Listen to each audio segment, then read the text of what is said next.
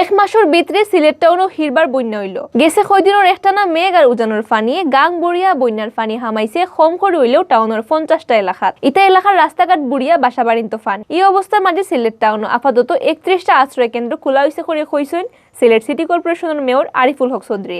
কম সময়ের মাঝে দুইবার বন্যার ঠেলাত ফরিয়া খুব ভোগান্তির মাঝে আসেন সিলেট টাউনের লাখের উপরে মানুষ। বৃহস্পতিবার বিয়াল পর্যন্ত টাউনের গাছিটুল্লা, খালফাড়া, শামিমাবাদ, ডোর, তালতলা, কালীঘাট, সুবানীঘাট, উপশহর, তেররতন, হবিনন্দী, সাদিপুর, বুরহানবাগ, শিবগঞ্জ আর দক্ষিণ সুরমার কদমতলী সহ নানা এলাকার রাস্তাঘাট ফানিয়ে বুড়ি গেছে।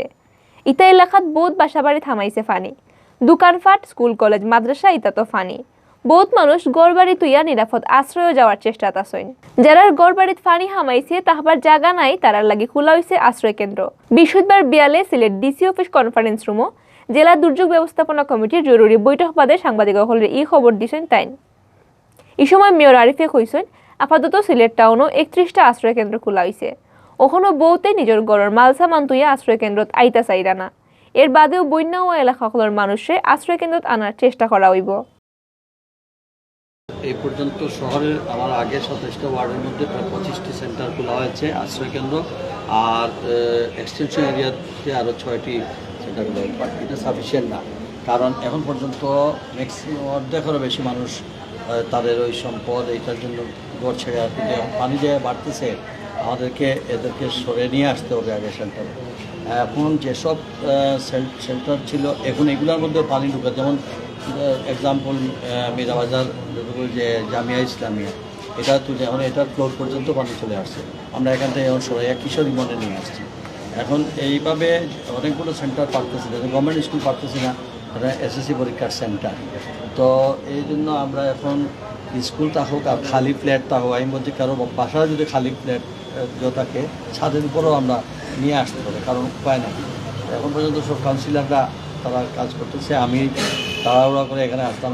তাই আরো কইছেন সিলেট টাউন বন্যা এলাকার মানুষ সকলের লাগি রিলিফর লিস্ট জেলা প্রশাসনের গেছে দেওয়া হয়েছে।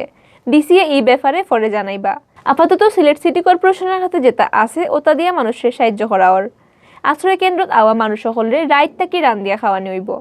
বুধবার বিয়াল 3টার সময় জেলা দুর্যোগ ব্যবস্থাপনা কমিটির জরুরি বৈঠকে সভাপতিত্ব করছেন ডিসি মোহাম্মদ মুজিবুর রহমানে। এই সময় উপস্থিত আসলা সিলেট সিটি কর্পোরেশনের মেয়র আরিফুল হক চৌধুরী, সদর উপজেলা চেয়ারম্যান আশফাক আহমদ সহ নানান উপজেলার চেয়ারম্যান আর ইউএনও হল। সিলেটের বন্যা পরিস্থিতি মোকাবিলার লাগে বৈঠকে নানান সিদ্ধান্ত লওয়া হয়েছে। বন্যা ও এলাকা হলো কোনো খাইবার পানির অভাব পড়ছে না। ইলান অবস্থা হইলে সিটি কর্পোরেশন ব্যবস্থা নিব খুঁড়ি জানা গেছে।